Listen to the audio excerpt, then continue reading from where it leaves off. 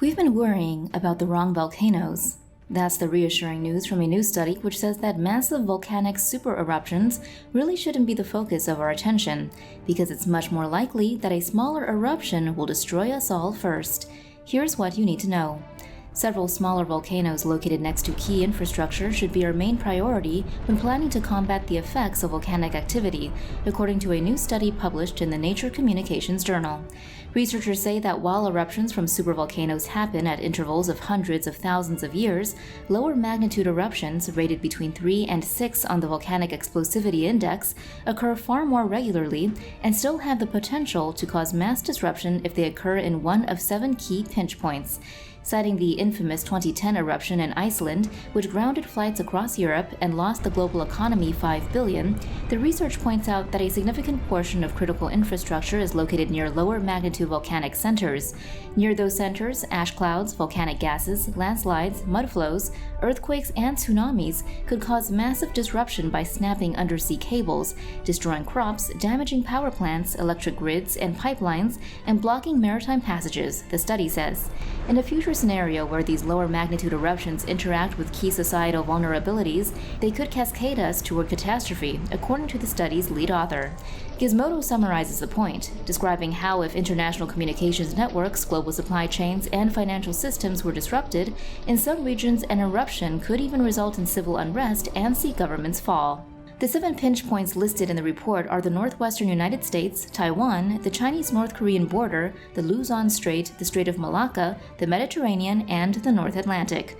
In one compelling case study, it says that an eruption in the northwest United States involving either Mount Rainier, Glacier Peak, or Mount Baker, which would rank at around 6 on the Volcanic Explosivity Index, would likely cause mud flows and ash clouds near Seattle. The result of those would be that activity at airports and seaports nearby, which constitute 2.5% of the U.S.'s total traffic, would be forced to stop. From there, estimated losses would reach $7.63 billion of global GDP over a 5-year period, according to the study. Other nightmare scenarios conjured by the study include devastation to tech industries near Taipei, where much of the world's computer chip manufacturing is based, or damage to undersea cables in the Mediterranean. It also focuses on restricted shipping access through the Suez Canal, the Indonesian archipelago, and the Luzon Strait, plus disruptions to aerial traffic between London and New York. The authors of the study emphasize that their point is not to scare people, rather it is to say that we should work towards reducing the fragility of systems to these kinds of events. Of course, in the case of Taiwan's tech industry, a drought earlier this year may have given us yet another indication of the kind of disruption the scientists were describing. You might not be able to buy a new smartphone next year because of a drought currently affecting Taiwan. Here's how that works. Taiwan's worst drought in decades could further strain an already unstable global supply chain for production of the semiconductors that power the world's notebooks, monitors, TVs, smartphones, tablets, and cars. In an average year, Taiwan receives 2,500 millimeters of rainfall, the most of any OECD equivalent country, according to Taiwan Business Topics.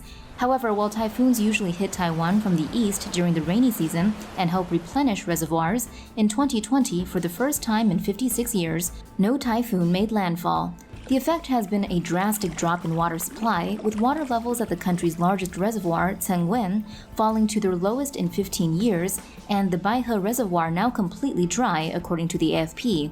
Taiwan's semiconductor industry is vulnerable to the drop because its processes for cleaning chips and creating a hyper-sterile environment for their production are water-intensive.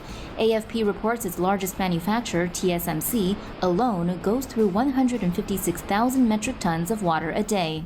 Other sectors are also vulnerable. According to the CIA World Factbook, industry uses 10% of Taiwan's water supply, households use 20%, and agriculture up to 65%, despite the latter contributing just 1.8% of GDP.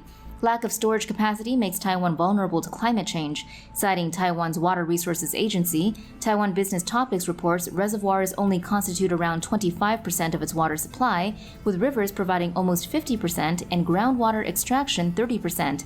Taiwan can store only around a month and a half's water requirement. One possible solution to the crisis, building more dams, remains unlikely as the ideal locations have already been used. Taiwan Business Topics also notes that Taiwan's mountains and lack of an extensive river system mean most rainfall is washed into the sea. For more news animations and explainers, hit the subscribe and bell button to join the TomoNews family.